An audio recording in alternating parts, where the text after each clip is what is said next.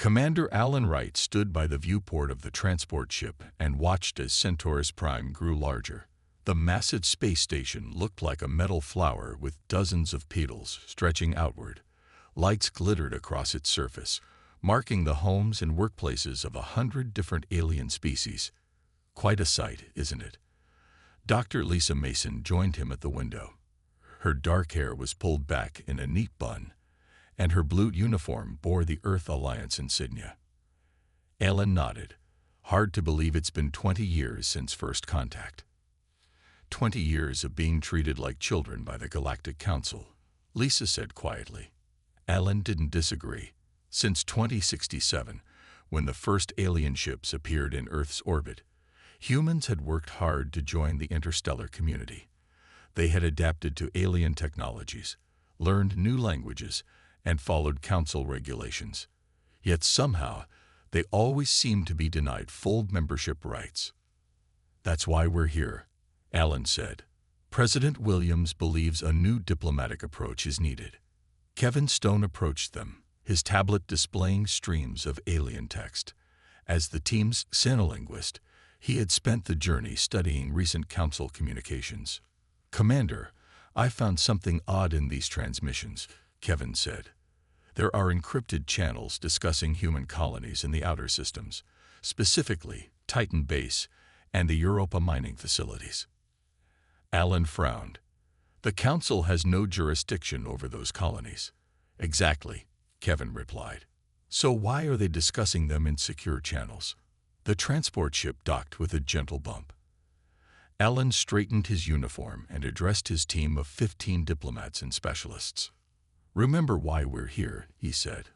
Earth has sent us to negotiate fair trade agreements and gain full council membership. Keep your eyes and ears open. Something doesn't feel right. The reception area was filled with representatives from the council's 27 member species. The air smelled of strange spices and alien perfumes. Alan spotted the towering form of High Elder Kistrax, the avian being who led the council. The elder's feathers gleamed with metallic ornaments denoting rank. A green-skinned Murex approached them, six-fingered hands extended in the traditional greeting. Welcome, humans. I am Under-Secretary Vril. The Council is pleased by your continued efforts towards civilization. Alan forced a smile, ignoring the condescension in the alien's tone. The people of Earth are grateful for the Council's guidance. As they moved through the reception, Lisa stayed close to Alan. 3 representatives from the military committee just left when they saw us enter, she whispered. They seemed nervous. Noted, Alan replied quietly. Keep mingling. Learn what you can. The reception continued for hours. Wine flowed freely, or at least the pink liquid that passed for wine among the council species. Alan spoke with dozens of representatives, keeping his tone friendly while gathering information. Later that night, in their secure quarters, Alan's team gathered to share findings. Council ships have been spotted near Jupiter's moons, Kevin reported. They're not supposed to be there without notifying Earth first. Lisa added, I overheard 2 Draconians talking about the human problem and how it would soon be contained. Alan paced the room. We need more information before we contact Earth. Commander, a young communications specialist named Greg Peters interrupted. We're receiving an emergency transmission from the Europa colony. The wall screen flickered to life. The face of a mining foreman appeared, streaked with blood and soot. Behind him, alarms blared. This is Europa mining base. We're under attack. Repeat, we are under attack by ships bearing council markings. They're claiming we violated territory restrictions, but that's impossible. We need. The transmission cut off abruptly. The room fell silent. Alan's face hardened as he turned to his team.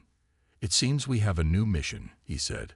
Find out why the Galactic Council is attacking human colonies while smiling in our faces. Lisa's eyes narrowed. And if we confirm they've betrayed us. Helen looked out the viewport at the gleaming council headquarters. Then Earth needs to know who its real enemies are. Alan and his team worked through the night. The attack on Europa mining base changed everything. They needed proof of the Council's involvement before they could act. "We need access to the central database," Alan said. "The Council keeps records of all official operations." Lisa nodded. "I made friends with a Novan clerk during the reception. Novans hate the Council's secrets. He might help us." "It's risky," Kevin warned. "If we're caught accessing classified files, they could arrest us all." Alan looked at the frozen image of the Europa transmission on the screen. "We have no choice. Our people are dying." The next morning, Lisa met her Novan contact in the public gardens of Centaurus Prime. The blue-skinned alien looked nervous, his 4 eyes darting around. "What you ask is dangerous," the Novan whispered. But rumors spread among the lower ranks. "Many Council species fear humans. They say you multiply too quickly, adapt too well." He passed Lisa a small data crystal. "This will grant access to the archive room for 2 hours. After that, the system will detect the intrusion." While Lisa kept Council representatives busy with talk of cultural exchange programs, Alan and Kevin slipped into the vast archive chamber. Rows of glowing data terminals filled the room. "We need to be fast," Kevin said, inserting the crystal. "What exactly are we looking for?" "Anything about human containment or Earth colonies," Alan replied. They worked quickly, downloading files to secure devices. Kevin suddenly grabbed Alan's arm. "Look at this," he whispered. "A file called Human Containment Protocol. It was authorized 6 months ago." Alan read the document, his face growing darker with each line. The protocol outlined a clear plan: restrict human expansion, sabotage Earth's technology, and ultimately reduce humans to a servant species under Council control. "There's more," Kevin said. "Reports of deliberate attacks on human ships disguised as pirate raids. And this, they've been collecting human genetic material from colonies." A list of planned operations appeared on screen. Future attacks, trade sabotage, even biological weapons designed specifically for humans. "We've seen enough," Alan said. "Download everything." As they finished, an alarm blared through the archive room. "Security breach detected," announced a computerized voice. "Archive lockdown initiated." "We need to move," Alan said. They grabbed their devices and ran for the exit. In the corridor, they encountered 2 draconian guards. Alan stepped forward smoothly. "Pardon us, officers. We were researching Earth's cultural submissions for tomorrow's meeting." The larger guard's reptilian eyes narrowed. "Archives are restricted to authorized personnel only." "We had authorization from Undersecretary Vrill," Lisa said, joining them from around the corner. "There seems to be some confusion." The guards hesitated, then stepped aside. "We will verify this with the Undersecretary." The team hurried back to their quarters. Once inside, they reviewed the stolen files. "This is worse than we thought," Lisa said. "They've been planning this since first contact." At that moment, Greg burst into the room. "Commander, another emergency transmission." "It's from Titan Base this time." The screen showed Captain Olivia Bell of the starship Defiance *. Her face was grim. "Europa mining base is gone," she reported. "Over 300 dead. We found Council weapons signatures. And we weren't the only ones hit. Mars Colony reports similar attacks, and the research station near Saturn is not responding." "This is a coordinated assault," Alan said. "There's more," Captain Bell continued. "We rescued a survivor from Europa, an engineer named Sam Collins. He recorded the attack. The aliens told them this was containment before they opened fire." Alan looked at the stolen files, then back at his team. "We have the evidence now. We need to contact Earth immediately." He turned to the screen. "Captain Bell, hold your position. Don't engage any Council ships yet. We're going to handle this from here." "And how exactly will you do that, Commander?" Bell asked. Alan's eyes were cold as he answered, "We're going to give the Council exactly what they fear most: Humanity fighting back. Alan set up a secure quantum link to Earth. His team stood around him as the connection established. The screen showed a large room with a round table. President Jack Williams sat at the center. Around him were Admiral Susan Carter and representatives from Earth's major nations. "Commander Wright, we received your data packet," President Williams said. His face was tired. "Is the situation as bad as it appears?" "I'm afraid so, Mr. President," Alan replied. "The Council has been planning this for years. The attacks on our colonies are just the beginning." Admiral Carter leaned forward. "We've lost contact with 4 more outposts in the last 6 hours. Our ships are responding, but they're outgunned. The Council has been lying to us from the start," Lisa added. "They see humans as a threat to their power. The Human Containment Protocol is designed to either control us or wipe us out." The room on Earth fell silent. President Williams rubbed his temples. "What are our options?" he finally asked. "Limited," Admiral Carter said. "We've been dependent on Council technology for 20 years.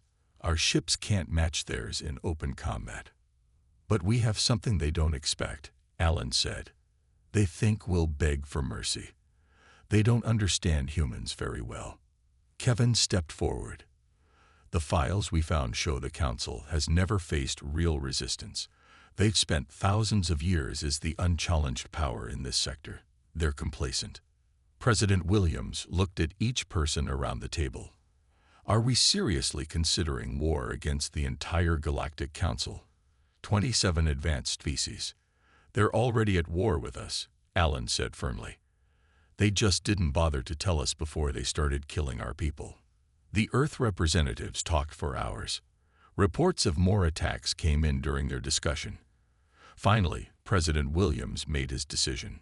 "Commander Wright, you are authorized to implement Protocol Thunderbolt." Alan's eyes widened. Protocol Thunderbolt was the most extreme diplomatic option Earth had prepared. It was designed to shock the Council and buy time. "Sir, are you certain?" Alan asked. "We can't win a long war," the President said, "but we can make them think twice about continuing one. Show them humans won't go quietly." "Yes, sir." Alan turned to his team after the call ended. "We have work to do." That night, Alan's team worked on their plan. Greg prepared special communication devices. Kevin translated key documents into all Council languages. Lisa studied Council ceremony rules for weaknesses. "Will this actually work?" Lisa asked quietly as they finalized details. "The Council has technology we can barely understand. They've conquered entire star systems. Numbers and technology aren't everything," Alan replied. "Humans have faced bad odds throughout our history. We survived ice ages, plagues, and our own nuclear weapons. We'll survive this too. But the Council species have been spacefaring for thousands of years longer than us," she argued. Alan smiled grimly. "And in all that time, they never had to fight for their survival. We do that every day." Early the next morning, the team gathered one last time. Each person knew their role. The plan was risky, but it was Earth's best hope. "The Council session begins in 1 hour," Alan said. "Once I start, there's no going back. Earth's response will depend on what happens in that chamber." Greg handed out small devices to each team member. "Emergency transporters. They'll get us back to our ship if things go bad." Alan looked at each member of his team. "What we do today will be remembered in human history, one way or another. The Council thinks they understand us. They think they know what we'll do." He placed a small data crystal in his pocket. "Their evidence against the Council. Today we show them how wrong they are. Today we show them what happens when you corner humanity." His team nodded, faces determined. "Let's go make history," Alan said. The Grand Council chamber was an enormous room with high ceilings and walls made of a strange blue metal. Seats rose in circles around a central speaking area. Representatives from 27 alien species filled the room, their voices creating a buzz of different languages. High Elder Kizatrak stood on the central platform, his tall feathered body gleaming with official decorations. The avian leader raised his four-fingered hands for silence. "This council meeting is now in session," Kistrax announced. "Our first matter concerns trade regulations in the Orient sector." The massive doors at the back of the chamber suddenly opened. Alan walked in, followed by Lisa and Kevin. The room fell silent as the humans marched directly toward the center platform. "What is the meaning of this interruption?" Kistrax demanded. "Humans do not have speaking rights at this session." Alan ignored him and continued walking. Council security guards moved to intercept the humans, but Alan reached the platform first. "I am Commander Alan Wright of Earth," he said, his voice carried through the chamber by the audio system. "I speak for humanity today." "This is against protocol," Kistrax said angrily. His feathers rose in agitation. "Guards, remove these humans at once." Alan held up a hand. "Before you remove us, you might want to see this." He activated a small device. The screens around the chamber lit up with images of the Europa mining base attack. The recording showed council ships firing on unarmed human structures. The sounds of people screaming filled the quiet room. "This attack happened 2 days ago," Alan said. 342 humans died. The ships that attacked them carried council markings. Murmurs spread through the chamber. Some representatives looked shocked. Others avoided looking at the screens. "This was not authorized by the council," Kistrax said quickly. "These must be rogue elements or falsified recordings." Alan switched the display.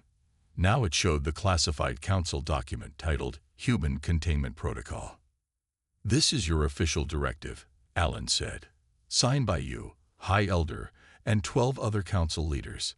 It calls for the systematic oppression and eventual subjugation of humanity." The chamber erupted in noise. Some representatives shouted denials. Others demanded explanations from Kistrax. "We know everything," Alan continued when the noise died down. "The attacks on our colonies, the sabotage of our trade deals, the theft of human genetic material for your experiments." Lisa and Kevin moved to stand beside Alan. They faced the council without fear. "For 20 years, we humans extended our hands in friendship," Alan said. "We followed your rules. We respected your customs. And all that time, you plotted against us." Kistrax's eyes narrowed. "You humans multiply too quickly. You adapt too readily. You are dangerous to the established order of the galaxy. So you decided to destroy us before we could become a threat," Alan said. "You didn't even give us a chance to prove ourselves as peaceful partners." "The decision was necessary," Kistrax replied, abandoning his denials. "The Council has maintained peace for 10,000 years by containing aggressive species." Alan looked around the chamber, meeting the eyes of representatives from many worlds. "I came here today with a message from Earth," he said. "For too long, we offered friendship while you planned our destruction. We shared knowledge while you stole our secrets. Today that ends." He stepped closer to Kistrax. The room grew completely silent. "Earth does not declare war lightly," Alan said, his voice ringing through the chamber. "But make no mistake, we declare it now." The chamber exploded into chaos. Some representatives jumped to their feet, shouting threats. Others rushed to exit the room. Security forces moved toward the platform. "You cannot possibly stand against the combined might of the Council," Kistrax said. "This is suicide for your species." Alan smiled. "You clearly don't know humans very well." He pressed a small device on his wrist. Lisa and Kevin did the same. As security guards reached for them, the 3 humans began to shimmer with blue light. "This is just the beginning," Alan said as they started to disappear. "Humanity will not go quietly." In a flash of light, the humans vanished, leaving the Galactic Council in disorder and disbelief. Alan, Lisa, and Kevin materialized on the bridge of their transport ship. The crew was already prepared for immediate departure. "Status report," Alan commanded. "All systems ready, Commander," the pilot said. "We can leave as soon as you give the word." "Do it now," Alan ordered. "Maximum speed away from Centaurus Prime." The ship's engines fired, pushing them away from the massive space station. On the view screen, they could see Council security vessels beginning to scramble. "How long until they catch us?" Lisa asked. "They won't," Alan replied. "Greg modified our engines last night. We're faster than anything they have." Back on Earth, humanity was preparing for war. President Williams addressed a global audience, explaining the Council's betrayal and the declaration of war. Around the world, people watched in shock as they learned aliens had been planning their downfall. "We face a powerful enemy," the president said. "But humans have always risen to challenges. We will not submit to slavery or extinction." Nations that had long been rivals now worked together. Factories that made cars and computers shifted to building weapons and ships. Scientists worked day and night to understand and improve alien technology that Earth had acquired over the years. Captain Olivia Bell stood on the bridge of the Defiance *, watching as workers attached new weapons to her ship. The Defiance * had been a research vessel. Now it was being transformed into Earth's first true warship. "Will it be enough?" asked her first officer. "It has to be," Bell answered. "We don't need to win right away. We just need to survive long enough to find a way to win." Sam Collins, the engineer who had survived the Europa attack, worked with Earth's scientists. His experience with Council weapons gave them valuable insights. "Their ships have a weakness here," he explained, pointing to a diagram. "Their shield generators can't handle rapid energy pulses at this frequency." Earth's leaders knew they couldn't win a direct war against 27 advanced species, but they had other advantages. Humans were good at adapting, good at surprising their enemies. Alan's ship reached Earth safely 3 days after leaving Centaurus Prime. He was immediately taken to meet with military leaders at the underground command center in the Rocky Mountains. "The Council is in disarray," he reported. "Some member species are questioning the attacks on human colonies. Others are pushing for immediate action against Earth." Admiral Carter nodded. "That gives us a little time, but not much." "What's our strategy?" Alan asked. "Hit and run," the Admiral replied. "We can't match their firepower, but we can be faster and more unpredictable. Captain Bell's Defiance * will lead our first strike force." Lisa had discovered something else in the Council files. Many smaller species resent Council control. The Novans and the Lithoids have both suffered under Council rule. "They might help us." "Can you establish contact with them?" Alan asked. "I already have," Lisa said. "My Novan friend who helped us access the archives has put us in touch with their leadership. They're cautious but interested." Kevin added, "The Council hasn't faced real opposition in thousands of years. They don't understand warfare the way humans do. They expect us to be predictable." The meeting continued late into the night as they refined their plans. They would need to strike quickly and effectively to have any chance. The next morning, a fleet of Council ships appeared at the edge of the solar system. Their message was broadcast worldwide: "Surrender your military forces and accept Council governance, or face extinction." President Williams sent a simple reply: "Humanity chooses to fight." Alan watched as Captain Bell's strike force prepared to launch. 10 ships, small by Council standards, but fast and armed with new weapons based on Sam's insights. "Do you think we can win this?" Lisa asked, standing beside him. Alan watched the ships lift off, their engines glowing against the night sky. "I don't know," he answered honestly. "But I know this: the Council expected us to surrender. Everything we do from now on will surprise them. And surprised enemies make mistakes." Captain Bell stood on the bridge of the Defiance * as her ship led the human strike force toward their first target. The mission was risky but necessary. Earth needed to show the Council that humans would not wait passively for destruction. Approaching target, the navigator announced, "Council communication relay station ahead." The relay station was a key part of the Council's network. Without it, Council ships in this sector would struggle to coordinate their attacks. "All ships maintain stealth approach," Bell ordered. The human ships had been fitted with new technology that hid them from standard Council sensors. The relay station grew larger on the view screen. It was a beautiful structure, all gleaming metal and pulsing lights, with no visible weapons. "They never expected to be attacked here," Bell's first officer commented. "Their mistake," Bell replied. "Prepare to fire on my mark." The human ships moved into position around the station. The Council had no idea they were there. "Fire," Bell commanded. 10 human ships fired simultaneously. The station's minimal shields collapsed immediately. Critical systems exploded in bright flashes of light and gas. In under a minute, the relay station went dark. "Target neutralized," the weapons officer reported. "No distress signal detected." Bell allowed herself a small smile. First strike successful. All ships returned to base. As the human fleet returned to Earth, Ellen was meeting with representatives from the Novan traders. The blue-skinned aliens had arrived secretly, their ship disguised as a human vessel. "Your declaration of war has shaken the Council deeply," the Novan leader said. His name was Tereth, and his 4 eyes blinked rapidly as he spoke. "Many species are questioning why the attack on humans was authorized without full Council debate. Will they help us?" Ellen asked.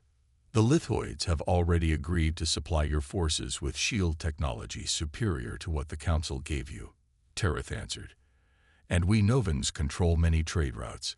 We can ensure certain Council supply ships encounter difficulties." Lisa, who had been quietly translating, smiled at this news. "Thank you, Tereth. Your help could save many human lives." "We help ourselves as well," Tereth replied. "The Council has ruled too long without challenge." Meanwhile, at a hidden base on Mars, Sam Collins was working with a team examining a captured Council scout ship. The small vessel had been disabled and captured after the Europa attack. "This is what we've been looking for," Sam said, pointing to a strange device at the ship's core. "Their navigation system. It's linked directly to the Council's central database." "Can we use it?" asked a scientist working with him. Sam nodded. "I think we can access their fleet movement data. We can know where they'll be before they arrive." News of the successful strike against the relay station arrived that evening. It was Earth's first victory, small but significant. More importantly, it proved that Council forces could be surprised. Admiral Carter called an emergency meeting with Allen and key military leaders. "The Council is planning a major strike," she announced. "Our intelligence suggests they're targeting the Mars colony as retribution for our attack on their relay station." "How much time do we have?" Ellen asked. 2 days at most," the Admiral replied. "They're gathering a fleet near Jupiter." Ellen stood up. "Then we need to strike first. Captain Bell's team proved we can hit them successfully. Now we need a bigger target." "What do you suggest?" Admiral Carter asked. Ellen's eyes were cold and determined. "A Council research facility near Saturn's moons. Our intelligence suggests they're using it for experiments on human captives." The room fell silent as he continued. "Sam Collins found records in the captured scout ship. The Council has been creating human hybrid soldiers, slaves designed to fight for them. That's against every interstellar law," Lisa said, her face pale with anger. "Laws mean nothing to them when it comes to containing us," Allen replied. "Captain Bell should take every available ship. We need to destroy that facility and rescue any humans they're holding." Admiral Carter nodded slowly. "Authorized. But they'll be expecting us now. The element of surprise is gone." "Maybe not," Kevin said. "If we can get the Novans to create a distraction elsewhere, we might still catch them off guard." Alan looked around the room at the determined faces of Earth's defenders. "This war has just begun," he said, "and we're going to show the Council exactly what humans are capable of when fighting for survival." Captain Bell's fleet approached the Council research facility near Saturn. This time, 20 human ships participated in the mission. The Defiance led the way, its new weapon systems ready. "The facility has detected us," the sensor officer reported. They're raising shields. As expected, Bell said calmly. Begin attack pattern Delta. The human ships split into 3 groups. The largest group targeted the facility's shield generators. The second group aimed at weapon systems. The third, smallest group prepared to enter the facility once defenses were down. The battle was fierce. Unlike the relay station, this facility was well defended. Council ships launched from docking bays to meet the human attackers. Shields at 60%. Bell's first officer called out as the Defiance shook from enemy fire. Stay on target, Bell ordered. Sam's intel says their shields can't handle rapid pulses at this frequency. The human ships fired in perfectly timed sequences.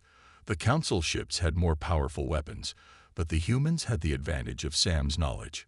One by one, the Council defenses began to fail. Facility shields are down, the weapons officer announced. Boarding team ready. Launch now, Bell commanded. Small, fast ships detached from the human fleet and raced toward the facility. Inside one of them, Sam Collins checked his weapon.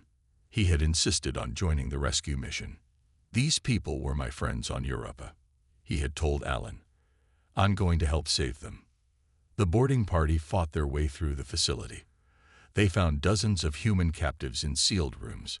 Many were injured or sick from cruel experiments. Sam worked quickly to free them. In one lab, they discovered something horrifying. Tanks filled with growing bodies, human in appearance but changed in subtle ways.